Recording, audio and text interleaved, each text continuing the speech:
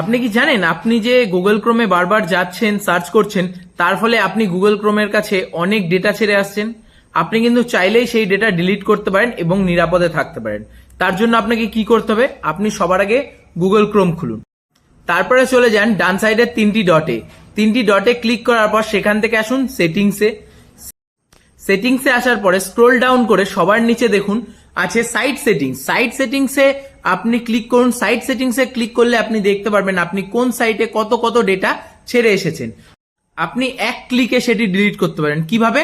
আপনি সেটাকে scroll down করুন, স্ক্রোল ডাউন করার পর নিচে দেখুন ডিলিট অল ডাটা বা ক্লিয়ার অল ডাটা করে দেওয়ার পরে আপনার কাছ থেকে যত ডেটা বাইরে গিয়েছিল সেগুলো ডিলিট হয়ে গেল, সেগুলো কারোর কাছে থাকবে না এবং আপনি নিরাপদে থাকলেন।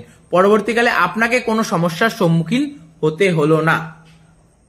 ভিডিওটি ভালো লাগলে অবশ্যই শেয়ার করুন এবং মানুষজনকে জানান যাতে তারাও নিরাপদে থাকে, সুস্থ থাকে। ধন্যবাদ।